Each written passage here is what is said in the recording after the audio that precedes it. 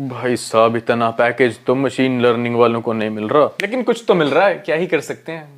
हमारे पास Eli money वाली opportunity नहीं है ना, लड़के हैं ना, क्या करें, हमें मशीन लर्निंग ही करना पड़ेगा। लेकिन कैसे करना है, I tell you the road map. So जिसको भी मशीन लर्निंग स्टार्ट करनी है, you should always start with a language and that is Python. There are companies जो और लैंग्वेजेस भी प्रेफर करते हैं मशीन लर्निंग के लिए, क्योंकि पाइथन बहुत स्लो है, सो दे प्रेफर सीपीपी, जावा, ये सब languages. But you start with Python, क्योंकि पाइथन वाइडली यूज हो रही है। You should not focus on something जो 10 कंपनीज में यूज हो रही है। Later on you can switch अगर जरूरत पड़ी तो, but go for Python for sure. उसके बाद क्योंकि तुम टीम्स में काम करने वाले हो, तो तुम्हें गिट की बहुत ज्यादा जरूरत पड़ेगी। What is git? It's a version control system. जब तुम टीम्स में काम करते हो ना, तो अपने कंप्यूटर का डेटा ऑनलाइन रखते हो एंड ऑनलाइन से फिर तुम्हारा टीम मेंबर एक्सेस कर सकता है। ऐसे कोलैबोरेट करके बेसिकली तुम काम कर रहे हो। DSA, data structures and algorithm. People often ask कि भाई डीएसए की क्या जरूरत है मशीन लर्निंग में, या डीएसए की क्या ही वैल्यू है। मैंने आज तक कभी कंपनी में यूज नहीं किया, बट डीएसए तुम्हारा माइंड बहुत स्ट्रॉन्ग करता है, लॉजिकली तुम्हें बहुत तेज बनाता है। डीएसए से एक तुम्हारा बेस स्ट्रॉन्ग हो जाता है। एसक्यूएल, स्ट्रक्चर क्वेरी लैंग्वेज, क्योंकि मशीन लर्निंग में you will be working with a lot of data, तो तुम्हें डेटाबेस तो आना ही चाहिए। 1 महीना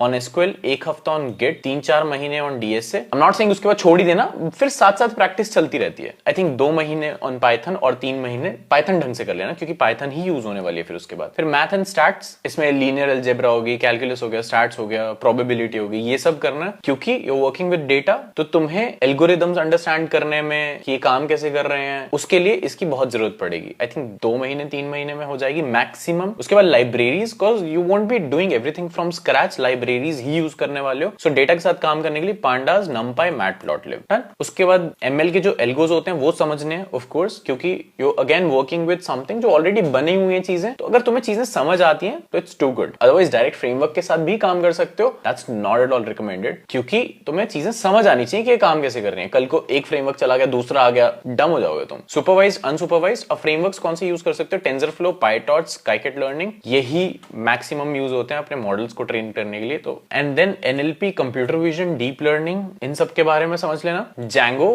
व्हाई? क्योंकि अब जो भी तुम चीजें बना रहे हो वो ऑफ कोर्स उनको यूजेबल भी बनाना है। Let's take an example of Facebook. When you click that button, you are a user, right? You only click that button, but behind the scenes क्या हो रहा है? बिहाइंड द सीन्स ये सब हो रहा है। लेकिन उसको यूजर तक पहुंचाने के लिए बूम, जैंगो। एंड डॉकर, अपने कोड को अच्छे से मैनेज करने के लिए, वैसे कंटेनराइजेशन बोलते हैं, बट अगर तुम बिगिनर हो समझ नहीं आएगा। सो अपने कोड को बेसिकली एक बॉक्स में पैक करने के लिए यू नीड डॉकर। देन इस सबको करने में आई थिंक 1 साल, अगर तुम रेगुलर ढंग से कर रहे हो, 5 घंटे 6 घंटे या जितना मैक्स टाइम दे सकते हो दो यार। शुड नॉट बी लाइक कि भाई 3 घंटे रेगुलर करना, 4 घंटे, नो, जितना मैक्स दे सकते हो दो ना, एंड ऑल सेट।